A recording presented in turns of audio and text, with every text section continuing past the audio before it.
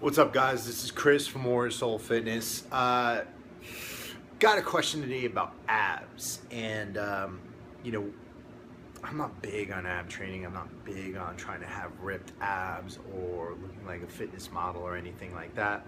Well, I do, excuse me. Well, I do respect it, and I do respect people's choice to do that.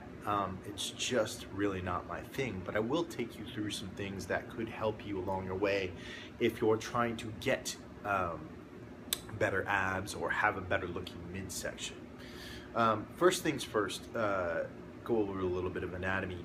The section of the abs that most people covet and that want to look good is called the rectus abdominis. That's that layer that lies across the front of the midsection.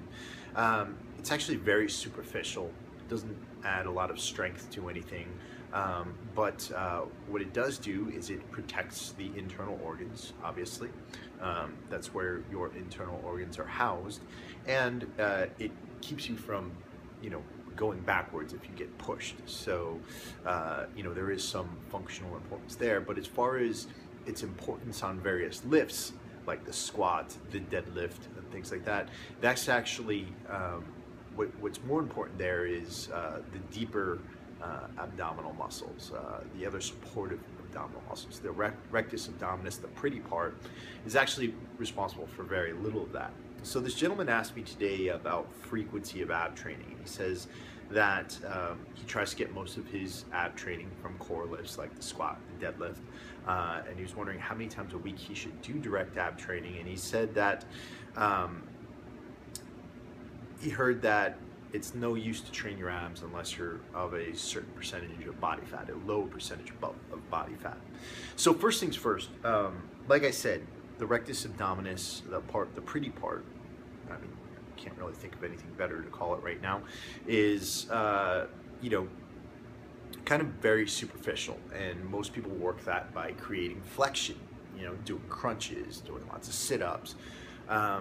And while this helps to round out the caps on the rectus abdominis, it actually puts you in a very disadvantaged point, because when you're doing sports, when you're being athletic, when you're walking around, you want extension, but the crunches are training you to be in flexion, your shoulders forward, flexing your spine and that sort of thing.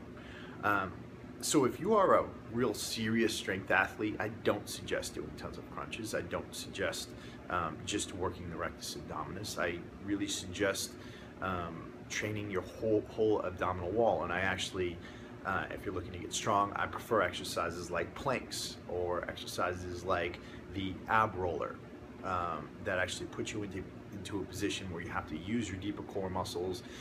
They will work the rectus abdominis to a point where you have to make sure that you're not bending your spine backwards and breaking your back. But you'll get much deeper ab work from those than, say, just doing endless crunches or doing the rope crunches or any of the pretty exercises that we'll see. I'm going to use that word pretty a lot today. A couple other things, and this has to do with diet. Of course, if you want a nice looking midsection, you are going to have to really watch your diet and bring your body fat percentage down to a certain point so that you can see the abs. But in addition to that, you also want to try to avoid foods that are going to cause a good bit of intestinal discomfort. So if you're taking a food in and you notice that it makes you gassy or bloated, one, it's probably causing a high degree of inflammation in your internal organs, and that could lead to water retention and fat buildup. But two, it's also going to force you to push your stomach out more, beyond a natural state of breathing, in order to handle all the gas that's in there.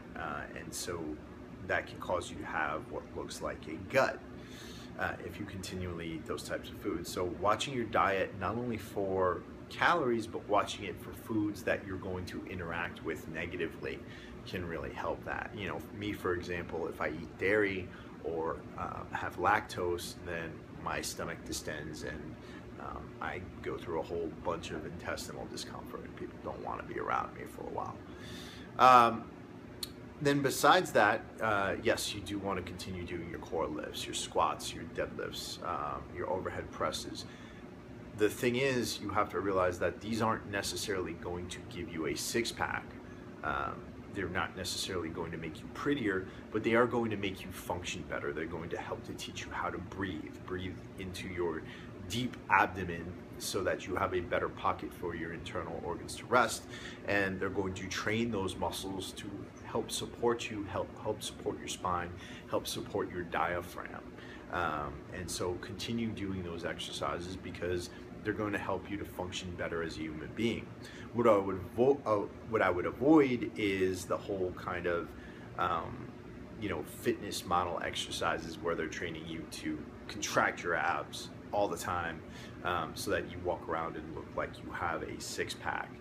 On top of that, really make sure that you're trying to breathe properly through every workout. Breathing deeply into those deep muscles, making sure that you're working those deep abdominal muscles, those muscles around your pelvis, those muscles around your sides, so that you're working them on a daily basis.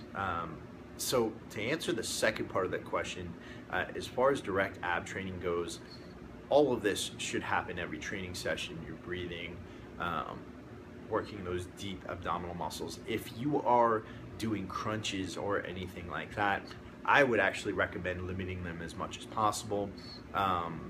If you must do crunches, do them once a week and do them on a day that's going to be completely separate from your other training, so as not to train any flexion. And if you guys got any questions, you hit me up at gettingshredded@gmail.com. All right, peace.